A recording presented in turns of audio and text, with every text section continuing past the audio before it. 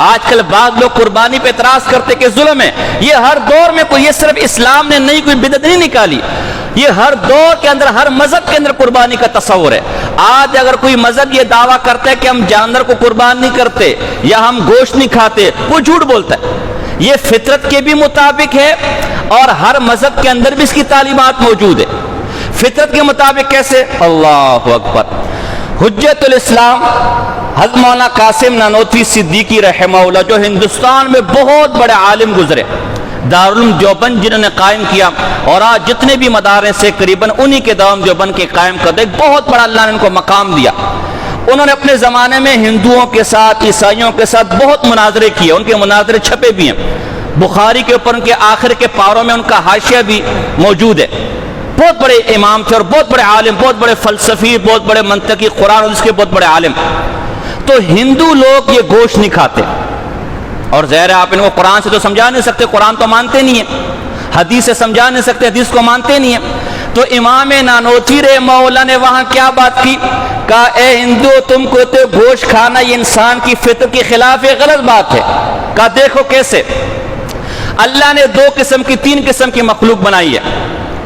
خالص جڑی بوٹی کھانے والے، سبزہ کھانے والے، گھاس کھانے والے، خالص گوشت کھانے والے، اور انسان جو جڑی بوٹی، سبزی اور گوشت دونوں کھاتے ہیں. کہ اب دیکھو ذرا، کہ جو مخلوق یعنی جو جانور صرف سبزی کھاتی ہے، صرف زمین سے اگنے والی گھاس پھوس کھاتی ہے، اللہ نے ان کو یہ انیاب، نوکیلے دانت نہیں دیے ہوئے. ان کے دانت یہ نواجے سے چبانے والے. آپ نے دیکھا ہوگا بکری یہاں سے چباتی ہے، اس کے یہ نوکیلے دانت نہیں ہے، ان کو انیاب کہا جاتا ہے، اوپر کے کاٹنے والے، اس کو نوکیلے دانت کہا جاتا ہے. تو ان کے تو اوپر کے دانت ہوتے ہی نہیں. میں نے ادھر بھی مسئلہ بیان کیا، بکری بیل وغیرہ کے تو اوپر کے دانت ہوتے ہی نہیں ہیں، ان کے انیاب ہی نہیں ہیں. کیوں؟ کہ انہوں نے گوشت کی چھیٹ پاٹ تو کرنی نہیں ہے، انہوں نے صرف سبزی کو چبانا ہے، پھل پھوٹ کو چبانا ہے، اور چبانے کے نواجز ہیں، ان کے صرف نواجز ہیں. اس کا مطلب یہ گوشت نہیں کھاتے. اسی طرح دوسرے وہ جانور، وہ مخلوق جو خالص گوشت کھاتی ہے، آپ نے دیکھا ہوگا اس کے انیاب ہوتے ہیں. یہ شیر چیتے کو دیکھو، یہ بڑے بڑے دانت، یا کتے کو دیکھو، یہ بڑے بڑے دانت ہوتے ہیں. کیوں؟ اس نے گوشت چبانا ہے، گوشت توڑنا ہے، ہڈی توڑنی ہے. مگرمچھ کو دیکھو، یہ بڑے بڑے دانت. جتنے گوشت خور جانور ہوں گے ان کے انیاب، اسے عربی میں انیاب کہتے ہیں، ان کے بڑے بڑے نوکیلے دانت ہوں گے، نوکیلے آگے والے. آپ دیکھ لیں جو بھی شکاری جانور ہے، کیا مطلب؟ انہوں نے صرف گوشت کھانا ہے. اب انسان کے منہ کو دیکھو، عجیب بات آپ کو کہہ رہا ہوں، اللہ نے اس انسان کو دونوں قسم کے دانت دیے ہوئے ہیں. اللہ نے اس کو نواجز بھی دیے ہوئے ہیں سبزی کھانے کے لیے، اور اللہ نے اس کو انیاب بھی دیے ہوئے ہیں گوشت توڑنے کے لیے، گوشت کھانے کے لیے. پتہ چلا انسان کی خوراک گوشت اور سبزی دونوں ہے، اور فطرت کے مطابق ہے. اگر یہ صرف سبزی خور ہوتا، اس کے انیاب نوکیلے دانت کبھی بھی نہ ہوتے. میں نے یہ نقطہ ڈاکٹر ذاکر نائک صاحب کی ویڈیو میں بھی دیکھا، انہوں نے بھی نقطہ اس طرح بیان کیا. حالانکہ آپ کو عجیب بات بتاؤں کہ یہ ڈاکٹر ذاکر نائک صاحب سے کئی عرصہ پہلے ہمارے علماء بیان کر چکے.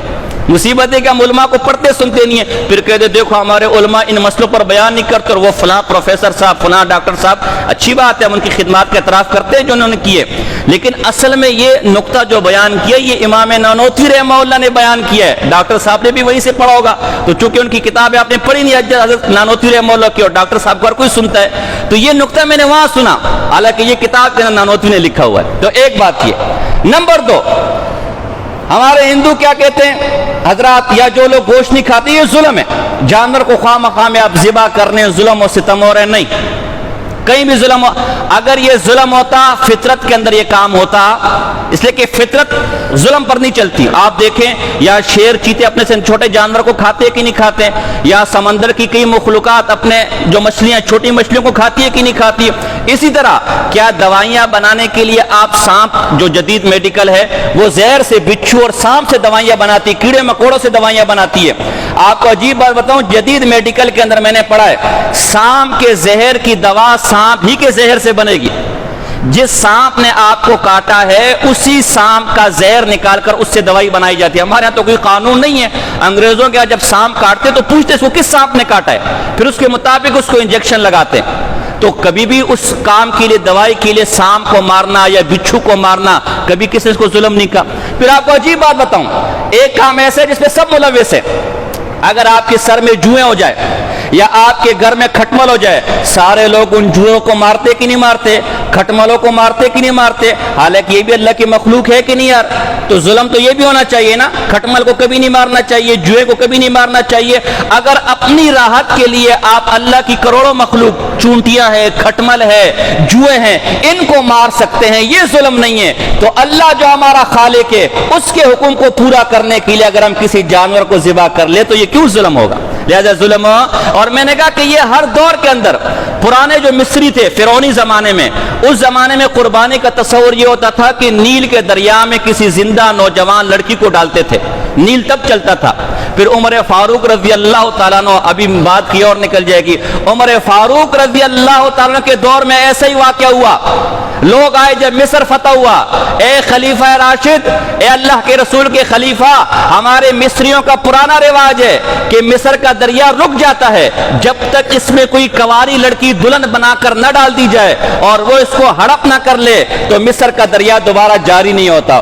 عمر فاروق تو عمر فاروق تھے، کہا اسلام کی حدود کے اندر، اسلام کی سرحدوں کے اندر یہ ظلم کسی قسم کا برداشت نہیں ہو سکتا، اور ایک کاغذ پہ لکھا، اے نیل، اگر تو اللہ کے حکم کے ساتھ چلتا ہے، اللہ کے حکم کے ماتحت چلتا ہے، تجھے آج کے بعد کسی قسم کا بلیدان، تجھے آج کے بعد کسی مظلوم عورت کو بطور شکار نہیں دیا جائے گا، اور اگر اپنی مرضی سے چلتا ہے تو بالکل بھی مت چل، ہمیں تیری کوئی ضرورت نہیں ہے۔ کہا یہ ورقہ جا کے پانی کے اندر ڈال دینا۔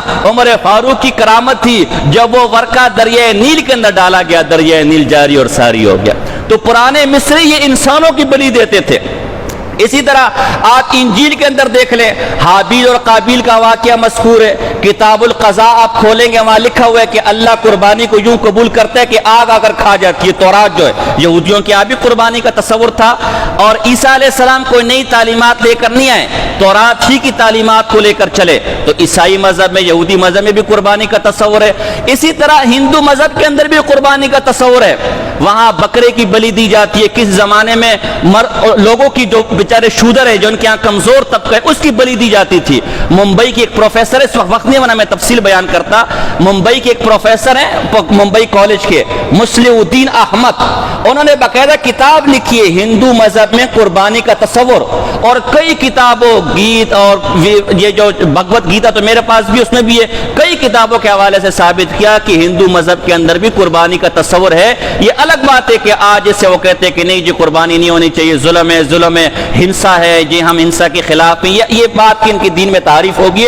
تو قربانی کا تصور آدم علیہ السلام سے، حابیل اور قابیل، اس زمانے سے لے کر آج تک ہر معاشرے میں، ہر دور میں، ہر مذہب کے اندر رہا ہے۔ یہ نہ فطرت کے خلاف ہے، نہ یہ کسی دین کے خلاف ہے۔